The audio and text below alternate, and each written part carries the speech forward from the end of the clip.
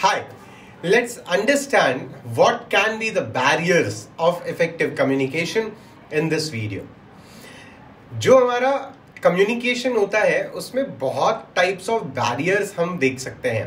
कुछ तो हमने इसके पहले वाले वीडियोस में भी हम कवर किया जहां हमने नॉइस के बारे में बातचीत की थी.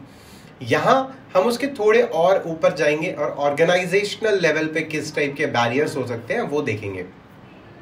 कुछ ऐसे बैरियर्स जो आपके मैसेज को एक तरफ से दूसरी तरफ पहुंचाने में दिक्कत करते हैं या नहीं पहुंचा पाते, उन्हें हम बैरियर्स ऑफ कम्युनिकेशन बोलते हैं. जैसे कि स्टेटस ऑफ एन इंडिविजुअल.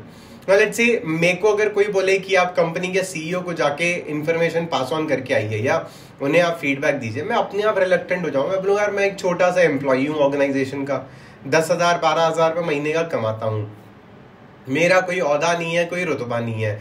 आप मेरे को बोलते हो कि सीईओ के पास जाओ और ये फीडबैक दे के आओ या ये मैसेज दे दो, मैं खुद ही रिलक्टेंट हो जाऊंगा. मैं बोलूंगा सर मुझसे नहीं हो पाएगा, आप खुद ही कर लीजिए. तो ये एक बैरियर हो गया. दूसरा, लैंग्वेज. आप किस टाइप की लैंग्वेज चूज करते हैं, इसका मैंने आपको पहले भी एग्जाम्पल दिया था कि अगर आप बहुत ज्यादा टेक्निकल लैंग्वेज यूज करते हैं या फिर ऐसा होता है कि आप कुछ ऐसे लैंग्वेज का यूज करते हैं which is not understandable by the front person, तो भी मैसेज कम्युनिकेट नहीं हो पाएगा. तो इसीलिए कहा जाता है कि जब आप कम्युनिकेशन कर रहे हैं at that moment technical language या जार्गन्स जो होते हैं उसे अवॉइड किए जाए. कम्युनिकेशन में सिंपल लैंग्वेज का यूज होना चाहिए, ना कि ये शोकेस करना कि अरे देखिए मुझे क्या क्या और कितना आता है. तीसरा, कॉन्फ्लिक्ट. अगर दो लोगों के बीच में कॉन्फ्लिक्ट है तो क्या होगा. नाउ लेट्स से आपका और आपका एक दोस्त है, आप दोनों का कॉन्फ्लिक्ट है, आप बात करते हैं क्या, नहीं करते हैं. तो क्या होगा, अगर कुछ आपने उस दोस्त को बताना है, उस दोस्त ने कुछ आपको बताना है, तो आप क्या करेंगे, लिमिटेड कम्युनिकेशन रखेंगे या तो आप उसको बताएंगे ही नहीं. आप एक मैसेज डाल के छोड़ देंगे और बता देंगे या तो आप उसको बताएंगे ही नहीं. That happens when the conflict is there. फिर आता है ओवरलोड.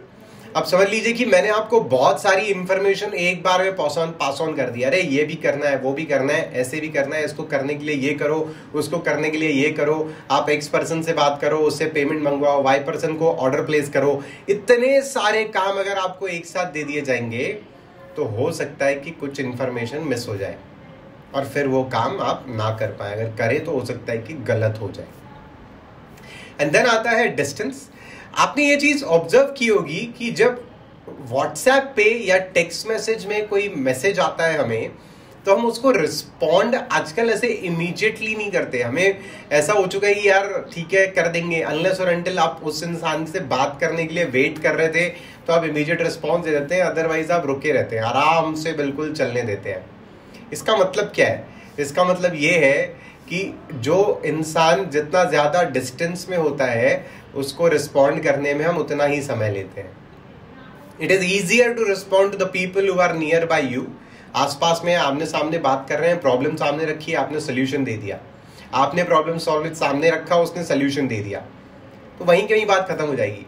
अब आप क्या करेंगे, मैसेज टाइप करेंगे, इतनी मेहनत करेंगे, फिर उसके बाद में वो सामने वाला पढ़ेगा, वो उसको एनालाइज करेगा, उसको क्या सही लगता क्या नहीं सोचेगा बैठ के, फिर वो जब उसको मूड करेगा तब रिप्लाई करेगा. एंड लास्ट आता है हमारा पर्सनल डिफरेंसेस. पर्सनल डिफरेंस में जनरली क्या होता है कि ऑर्गेनाइजेशन में एज बैरियर की वजह से, एजुकेशन बैरियर की वजह से जो एम्प्लॉइज होते हैं उनके बीच में डिफरेंसेस हो सकते हैं. नाउ ये I am not talking about negative differences, I am talking about the understanding level के बेसिस का डिफरेंस. आजकल की जो यंग जनरेशन है वो स्लैंग लैंग्वेज बहुत ज्यादा यूज करती है. तो लेट्स टेक एन एग्जांपल. एक मीटिंग चालू है, उस मीटिंग में आप बता रहे हैं कि we are bleeding since last 6 months. Now this bleeding word means कि आपसे खून निकल रहा है. और ये बंदा जो आपके सीनियर है, मतलब जो एज में बड़े हैं, उन्होंने ऐसी स्लैंग लैंग्वेज सुनी नहीं, तो वो सामने वाला तो पहले ही सोच में पड़ गया कि ब्लीडिंग क्या बोल रहा है. और ब्लीड कर रहा है, पिछले 6 महीने से ब्लीड कर रहा है. जबकि the young person who was presenting the information he wanted to say कि हम पिछले 6 महीनों से कुछ नहीं कमा रहे हैं, उल्टा नुकसान बेयर कर रहे हैं. तो इसीलिए कहा जाता है कि जब भी आप कम्युनिकेशन कर रहे हैं, at that moment simple language use करिए. तो ये जो पर्सनल डिफरेंसेस है, लैंग्वेज के डिफरेंसेस हैं, जार्गन्स आप अगर यूज करते हैं, इन सारी चीजों से आप साइड हट जाएंगे और आपकी जो कम्युनिकेशन है वो स्ट्रांगली सामने वाले इंसान तक पहुंच जाएगी। अदरवाइज क्या होगा, आप जो बोलना चाहते हैं वो उन तक आएगा ही नहीं, तो ना ही वो समझ पाएंगे कि रेसिपिएंट तक इंफॉर्मेशन पहुंची कि नहीं, ना ही वो उस चीज पे रिस्पॉन्ड कर पाएंगे, ना ही वो आपको कुछ फीडबैक दे पाएंगे। जो आप उनसे उम्मीद लगा के बैठे थे वो भी होता हुआ आपको दिखाई नहीं देगा, and at the end of the day you will not get what you are expecting. जिस वजह से जो हम आउटपुट उम्मीद कर रहे थे वो नहीं मिलेगा।